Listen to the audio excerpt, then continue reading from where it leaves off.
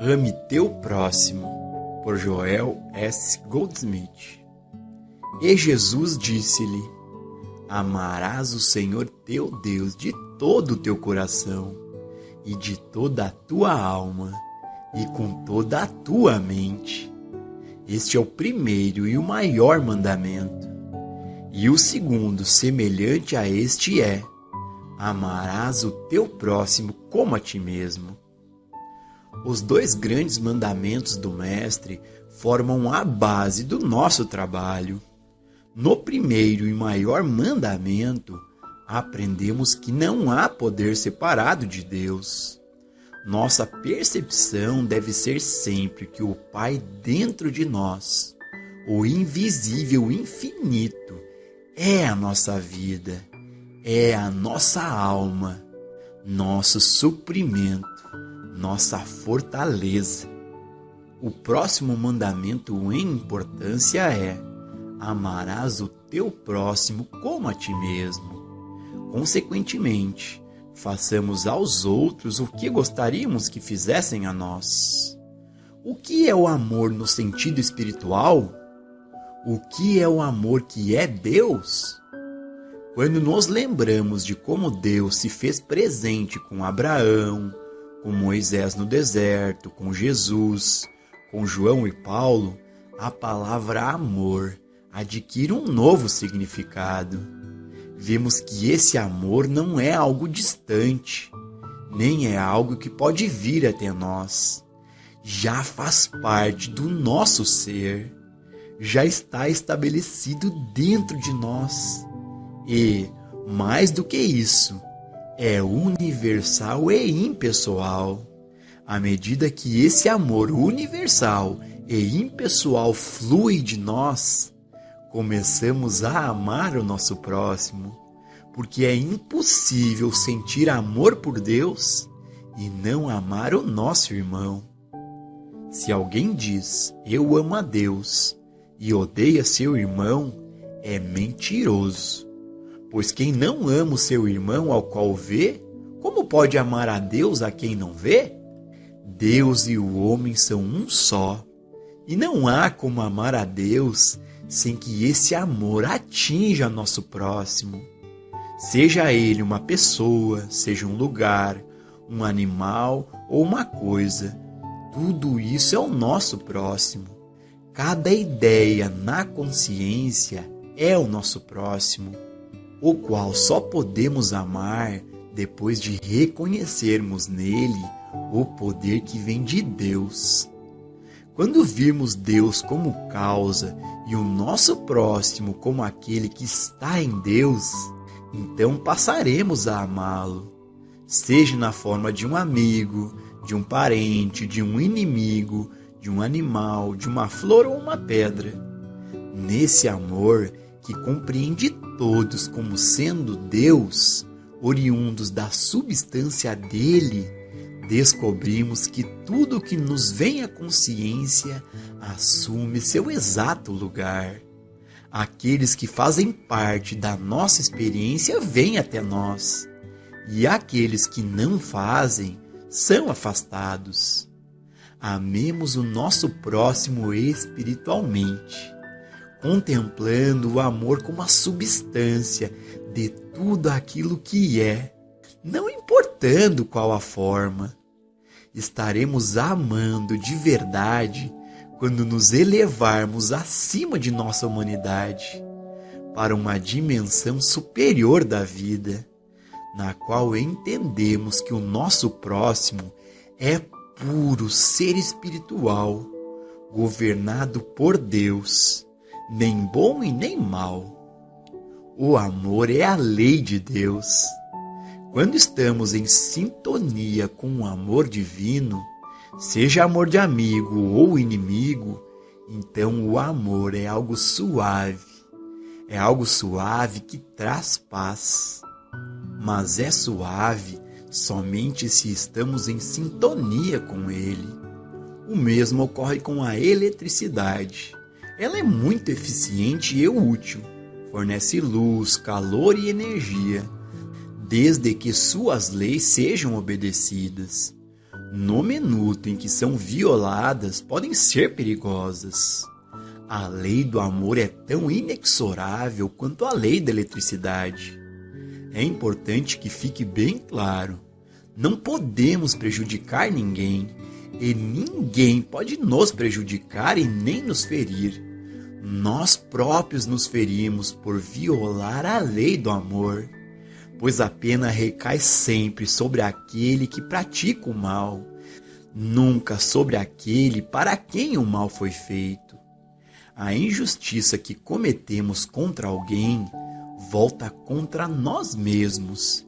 Quem rouba ao outro, rouba a si. A lei do amor inevitavelmente faz com que a pessoa que pareça ter sido prejudicada seja realmente abençoada, tendo uma incrível e rara oportunidade de se aprimorar, enquanto que o autor da má ação é assombrado pelas lembranças do que fez, até o dia em que conseguir perdoar a si mesmo. A prova de que isso é verdade está na palavra eu, com E maiúsculo. Deus é a nossa individualidade. Deus é a minha e a sua individualidade. Deus constitui o meu ser, pois Ele é minha vida, é minha alma, meu espírito, minha mente e minha atividade. Deus é o meu ser. Este ser é o único que existe, o meu ser e o seu ser. Se eu roubar o seu eu, a quem estarei roubando? A meu ser. Se eu mentir sobre o seu ser, sobre quem estarei mentindo? Sobre o meu ser. Se eu enganar o seu ser, a quem estarei enganando? A meu ser. Por haver apenas um ser, o que faço para o meu próximo, faço a mim mesmo. O Mestre nos ensinou no capítulo 25 de Mateus quando disse: visto que fizestes isso a um dos meus menores irmãos, vós fizestes isso a mim. Tanto o bem quanto o mal que eu possa fazer recairão sobre mim mesmo. Devemos chegar ao ponto de realmente acreditar e poder dizer com todo o nosso coração: há apenas um ser. A injustiça que cometo ao outro, cometo a mim mesmo. A falta de consideração que demonstro ao outro, na realidade, demonstro a mim mesmo. O verdadeiro significado de fazer aos outros o que gostaríamos que fizessem a nós é revelado quando chegamos a esse entendimento. Deus é um ser individual, o que significa que Deus é o único ser, e não há mal que consiga profanar a infinita pureza da alma de Deus. Quando o Mestre repetiu a antiga sabedoria: portanto, todas as coisas que vós quereis que os homens vos façam, fazeis vós a eles também, porque essa é a lei e os profetas. Ele estava nos dando um princípio: a menos que façamos aos outros aquilo que gostaríamos que fizessem a nós, prejudicamos não aos outros, mas a nós mesmos. No atual estado de consciência humana, é verdade que os maus pensamentos, atos desonestos e palavras impensadas que infligimos aos outros podem atingi-los temporariamente, mas, no final das contas, se constatará que o mal causou mais danos a nós do que a eles. No futuro, quando os homens reconhecerem a verdade de que Deus é o ser de cada indivíduo, o mal que os outros quiserem nos causar nunca irá nos tocar, mas irá ricochetear imediatamente sobre aquele que o causou. À medida que reconhecemos Deus como o nosso ser individual, percebemos que nenhuma arma forjada contra nós pode prosperar, porque o único eu é Deus. Não teremos medo de nada que o homem possa nos fazer, pois o nosso ser é Deus e não pode ser prejudicado. Tão logo percebemos essa verdade, não nos preocupamos com o que o nosso próximo faz. Precisamos vigiar os nossos pensamentos, as nossas palavras e ações a todo momento, para que não tenham repercussões indesejáveis. E não devemos agir assim por temermos más consequências. A revelação do ser é muito mais profunda do que isso. Nos permite ver que Deus é a nossa individualidade e que qualquer mal que alguém queira nos causar só terá poder se lhe concedermos tal poder. Por isso, todo o bem ou todo o mal que fazemos aos outros, fazemos ao Cristo do nosso próximo. Visto que fizestes isso a um dos meus menores irmãos, tendes feito isso a mim. Com essa percepção, veremos que isso se aplica a todos os homens e que o único caminho para uma vida bem-sucedida e uma vida satisfatória é compreender que o nosso próximo é o nosso ser. O Mestre nos instruiu enfaticamente quanto às maneiras pelas quais podemos servir aos nossos semelhantes. Sua missão foi curar os doentes, ressuscitar os mortos e alimentar os pobres. No exato momento em que nós nos transformamos em caminhos pelos quais o amor divino flui, começamos a servir uns aos outros, expressando e compartilhando o amor e devoção, tudo em nome do Pai. Vamos seguir o exemplo do Mestre, que não atribuía os efeitos a si e nem buscava glórias para si. Sempre foi o Pai que fez as obras. Algumas pessoas se perguntam por que saem de mãos vazias quando são tão caridosas.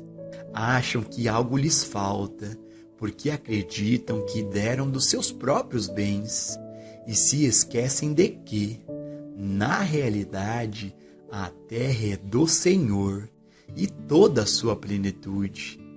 Se expressarmos amor por nosso próximo, percebendo que não estamos dando nada de nós, mas aquilo que é do Pai, de quem todo o bem e perfeição vem, descobriremos que, mesmo com todas as nossas doações, ainda sobram 12 cestos cheios.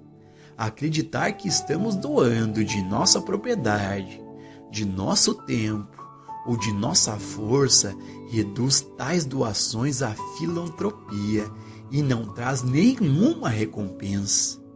A doação verdadeira vem quando há o reconhecimento de que a terra é do Senhor e que se nós damos do nosso tempo ou do nosso esforço, não estamos dando de nós, mas daquilo que pertence a Deus.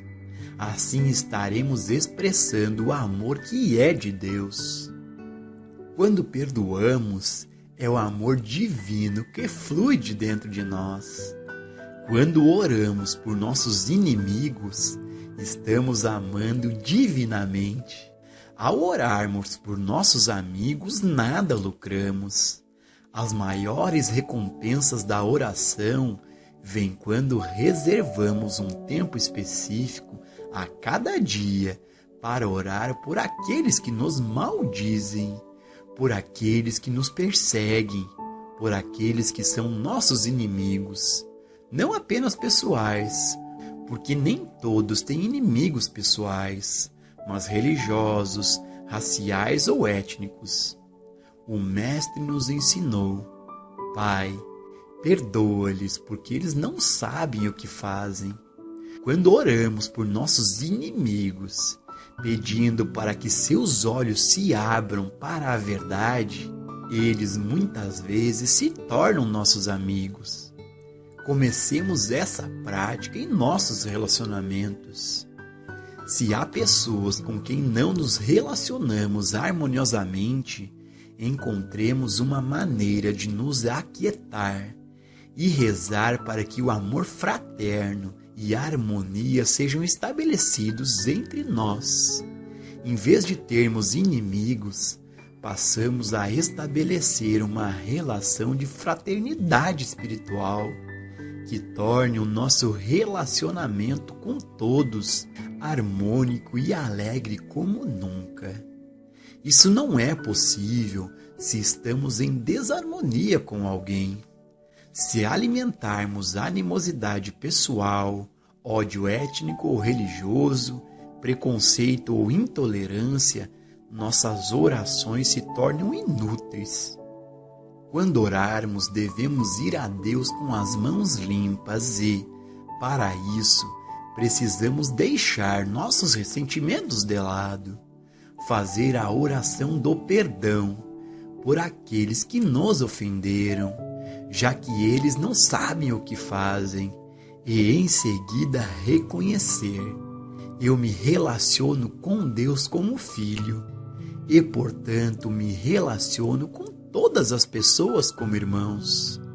Só quando estabelecemos esse estado de pureza dentro de nós, podemos pedir ao Pai: dá-me a graça, dá-me a compreensão, dá-me a paz, dá-me o pão e a compreensão espiritual de cada dia. Dá-me o perdão, mesmo para aquelas faltas inofensivas que eu cometi involuntariamente.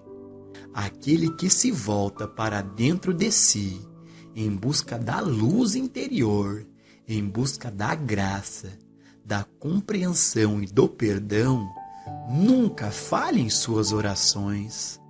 A lei de Deus é a lei do amor, a lei de amar nossos inimigos, não temê-los e não odiá-los, mas amá-los. Seja lá o que nos façam, não vamos revidar. Resistir ao mal, retalhá-lo ou buscar vingança é reconhecê-lo como realidade. Se resistirmos ao mal, o refutamos, nos vingamos ou revidamos, não estamos orando por nossos inimigos, que assintosamente nos usam e nos perseguem. Como podemos dizer que reconhecemos somente o bem, Deus como o único poder, se odiamos nosso próximo ou fazemos mal a alguém?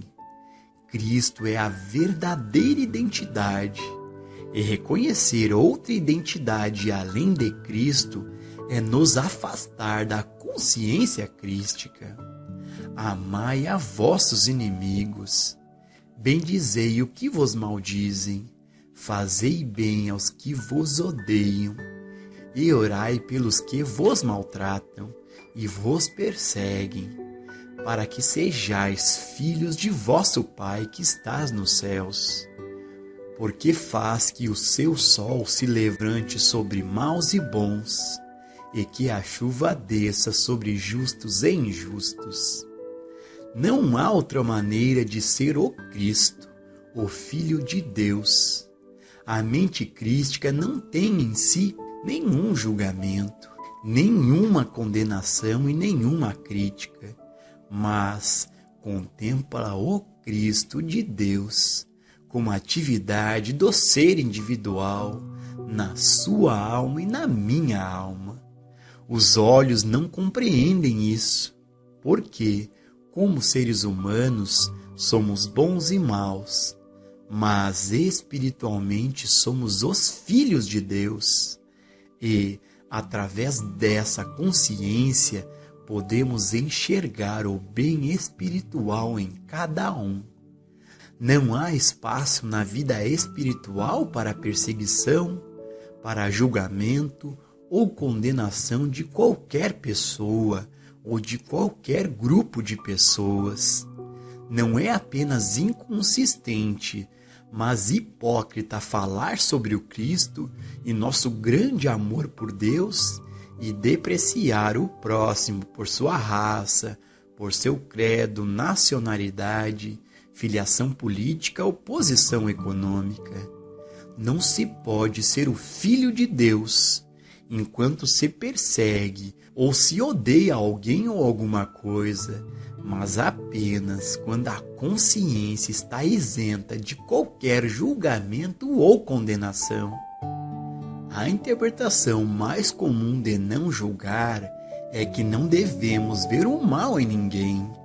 Porém, temos que ir muito além disso, não vendo tão pouco ou bem em ninguém, e nem os rotulando de bons ou maus. O mestre disse: por que me chamais de bom? Ninguém é bom senão um ser, que é Deus.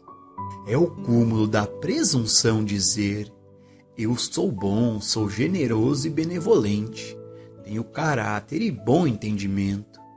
Se manifestamos alguma característica boa, não vamos nos considerar bons, mas reconhecer essa qualidade como a atividade de Deus. Filho, tu sempre estás comigo, e tudo o que é meu é teu. Todo o bem do Pai é manifestado através de nós. Um dos princípios básicos do caminho infinito é que ser uma pessoa boa não é suficiente para garantir a nossa entrada no reino espiritual, nem para nos trazer a unidade com a lei cósmica. Sem dúvida, é melhor ser bom do que ser mau, assim como é melhor ser saudável do que ser doente. Mas adquirir saúde ou alcançar o bem em si não é vida espiritual. Nós a conhecemos somente quando nos elevamos sobre o bem e mal humanos e percebemos que não há seres humanos bons ou maus. Cristo é a única identidade. Assim, olhamos para o mundo e não vemos nem homens e nem mulheres bons, nem homens e nem mulheres maus, mas reconhecemos apenas o Cristo neles. Portanto, se trouxeres a tua oferta ao altar, e aí te lembrares que teu irmão tem alguma coisa contra ti, deixa ali diante do altar a tua oferta e vai reconciliar-te primeiro com o teu irmão, e depois vem e apresenta a tua oferta. Enquanto chamarmos nosso irmão de bom ou de mal, de justo ou injusto, estaremos em conflito com ele e estaremos inaptos para a oração de comunhão com o infinito. Nós nos distinguimos dos escribas e fariseus somente quando paramos de ver o bem e o mal, de nos vangloriar da bondade, como se qualquer um de nós pudesse ser bom. A bondade é atributo e atividade somente de Deus, e por ser assim é universal. Nunca pensemos em um ser humano como se ele precisasse de cura, como se precisasse de emprego ou de riquezas, porque se assim fizermos, seremos o seu inimigo, ao invés de sermos seu amigo. Se houver qualquer homem, qualquer mulher ou criança que acreditarmos estar doente, ser pecador ou estiver morrendo, não oremos até que tenhamos nos reconciliado com esse irmão, pedindo perdão por termos cometido o erro de julgar, porque todos são Deus em expressão. Tudo é Deus manifesto.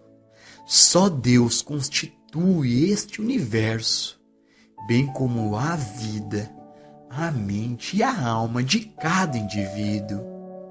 Não darás falso testemunho contra o teu próximo. Tem uma conotação muito mais ampla de que meramente não espalhar boatos ou fofocas sobre ele. Não devemos manter o nosso próximo em humanidade.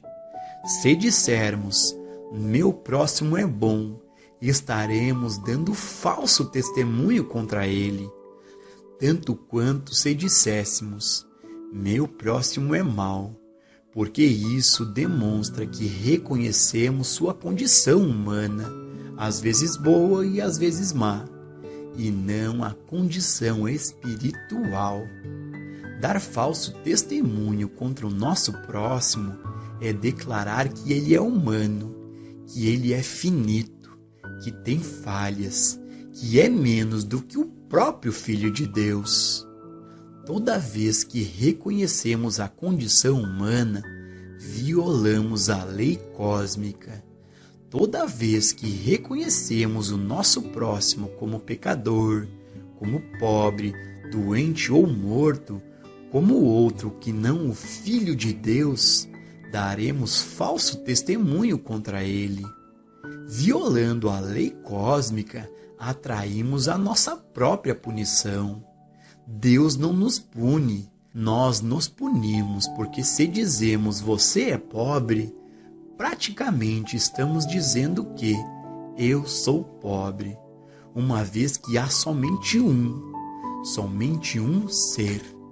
Assim, a verdade que diz respeito a você, diz respeito a mim. Se eu aceitar a crença de pobreza no mundo, ela reage sobre mim.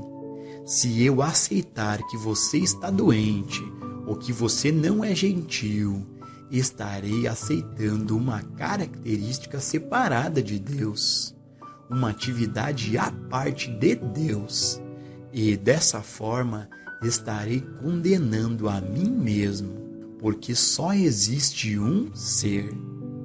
Finalmente, quando dou falso testemunho contra alguém, me condeno e sou o único a sofrer as consequências.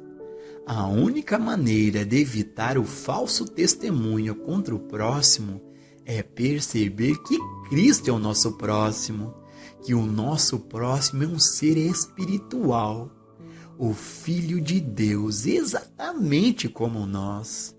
Ele pode não saber, nós podemos não saber, mas a verdade é, eu sou o Espírito, eu sou a alma, eu sou a consciência, eu sou Deus expresso, assim como o nosso próximo também o é.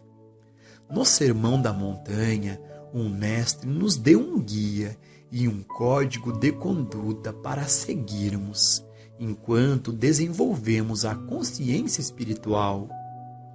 O caminho infinito enfatiza os valores espirituais, um código espiritual que, automaticamente, resulta em boa conduta. Ser humanamente bom é uma consequência natural da identificação espiritual.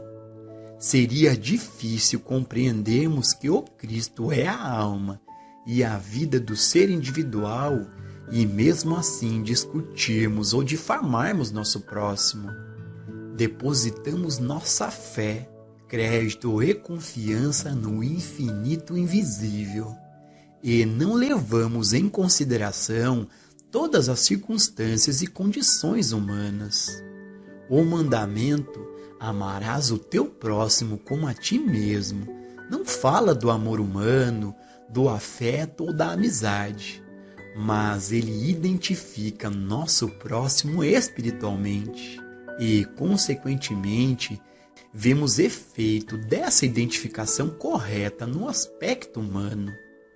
Muitas vezes temos dificuldade em amar o próximo, porque acreditamos ser ele a barreira entre nós e o nosso bem.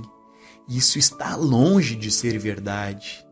Nenhuma influência externa para o bem ou para o mal pode nos atingir, pois nós mesmos liberamos o nosso bem. Para entender o significado completo disso, é necessária uma mudança na consciência. Como seres humanos, achamos que existem pessoas no mundo capazes, se quiserem, de nos fazer o bem ou nos causar o mal, o dano ou destruição. Como isso pode ser verdade se Deus é a única influência em nossa vida? Deus, que está mais próximo que a nossa respiração e mais próximo do que nossas mãos e pés?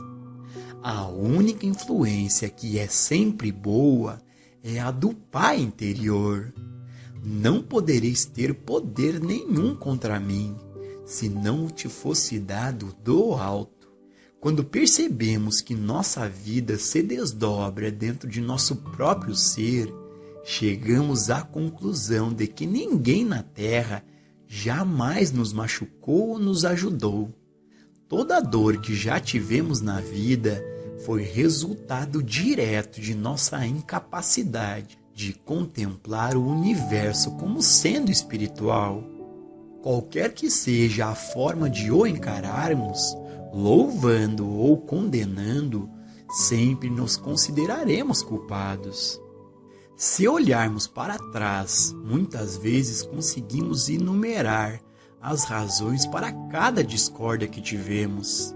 Sempre foi a mesma coisa, porque nunca tivemos um olhar espiritual. Ninguém pode nos beneficiar, nem sequer nos prejudicar. Tudo o que sai de nós volta para nos abençoar ou para nos condenar. Em outras palavras, criamos o nosso próprio bem ou o nosso próprio mal. Deus não faz nenhum dos dois. Deus é. Deus é um princípio de amor. Se estivermos em unidade com esse princípio, então atraímos o bem. Mas se não estamos, atraímos o mal para a nossa experiência. Pois tudo que flui secretamente da nossa consciência é demonstrado ao mundo em nossas ações.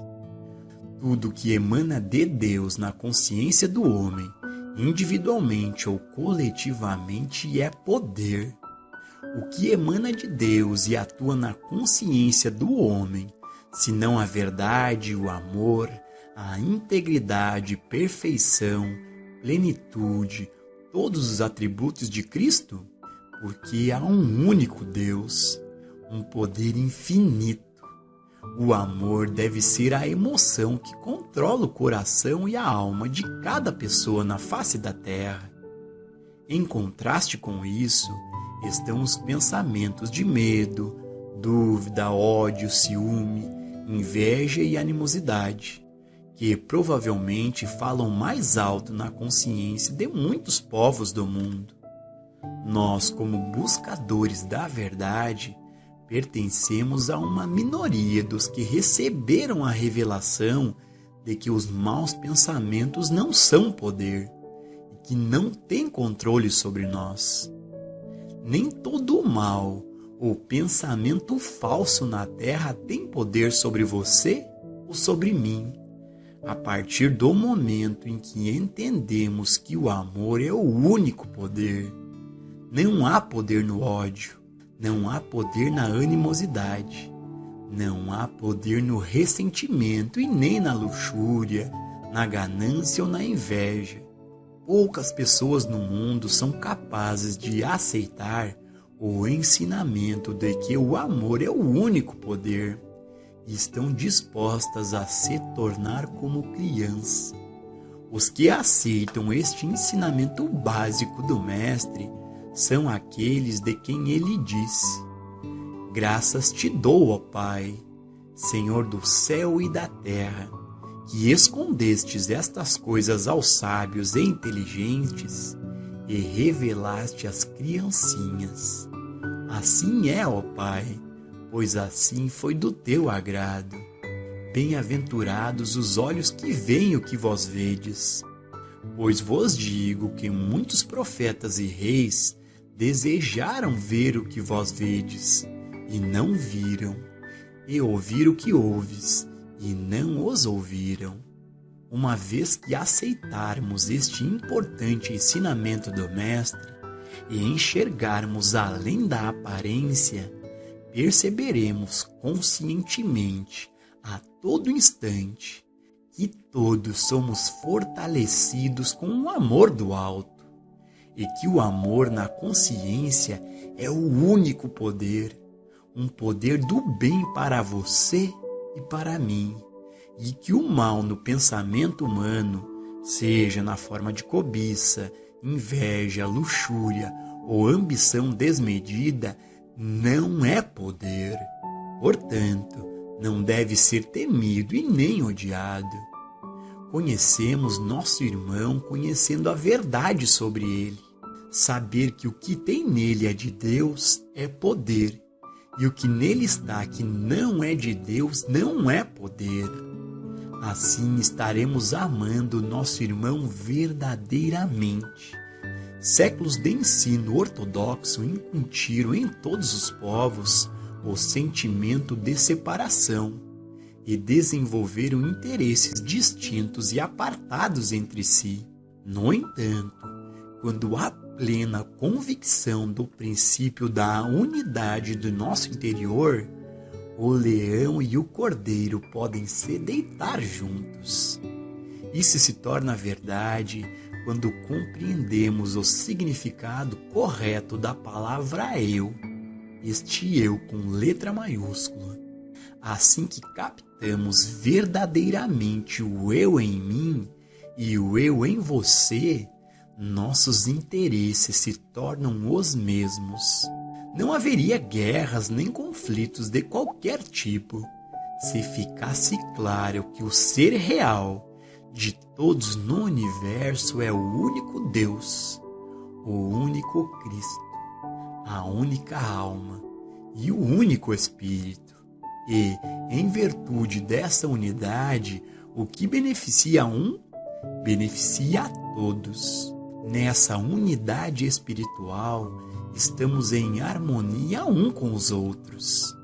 Ao experimentarmos isso, vemos rapidamente que todos que encontramos são semelhantes a nós, que a mesma vida nos anima, a mesma alma, o mesmo amor, a mesma alegria, a mesma paz e o mesmo desejo pelo bem.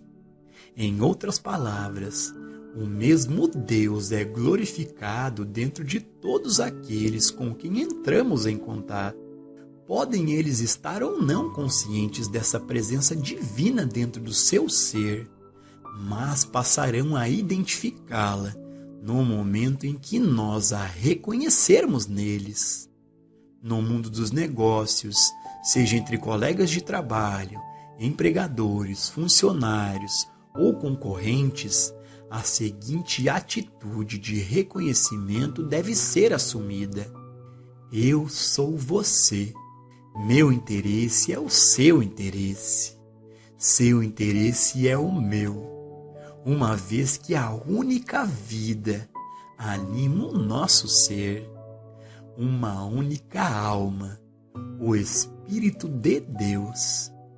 Tudo o que fazemos para o outro, o fazemos por causa do princípio que nos une. A diferença é imediatamente perceptível em nossas relações comerciais, em nossa comunidade e, em última instância, nas relações nacionais e internacionais. No momento em que abandonamos nosso entendimento humano de separação, esse princípio passa a atuar em nossa experiência. Jamais falhou e jamais deixará de produzir ricos frutos. Todos estão aqui na Terra por um único objetivo: mostrar a glória, a divindade e a plenitude de Deus. Nessa percepção entraremos em contato apenas com aqueles que serão uma bênção para nós, da mesma maneira que seremos uma bênção para eles. Toda vez que buscamos o bem em alguém, encontramos o bem hoje e o mal amanhã. O bem espiritual pode vir do Pai para mim, através de você, mas não vem de você. Você não pode ser a fonte de qualquer bem para mim. Porém, o Pai pode usá-lo como instrumento para que o seu bem flua para mim através de você. Então, quando olhamos para os nossos amigos ou para a nossa família por esse prisma, eles se tornam instrumentos de Deus, do bem de Deus, que nos chega através deles. Vivemos sobre a graça, sabendo que todo o bem emana do Pai interior. Pode parecer que esteja vindo a partir das mais variadas pessoas, mas é a emanação do bem de Deus, do nosso interior. Qual é um princípio? Ama o teu próximo como a ti mesmo. Obedecendo esse mandamento, amamos amigos e inimigos. Oramos por nossos inimigos. Perdoamos, ainda que seja 70 vezes 7. Não levantamos falsos testemunhos contra o próximo.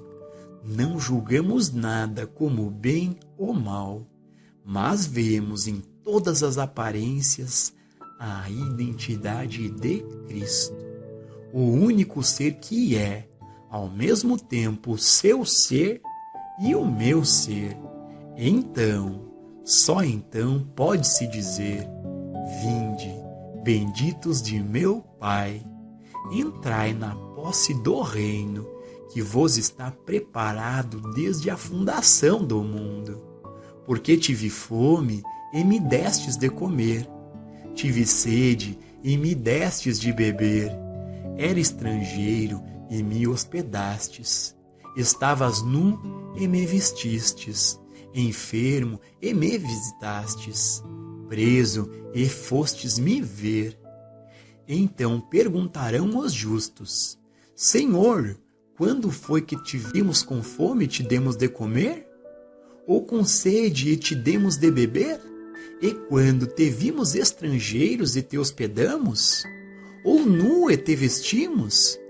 E quando te vimos enfermo ou preso e te fomos visitar? O rei respondendo lhes dirá: em verdade vos afirmo que, sempre que o fizestes a um dos meus pequeninos irmãos, o fizestes a mim.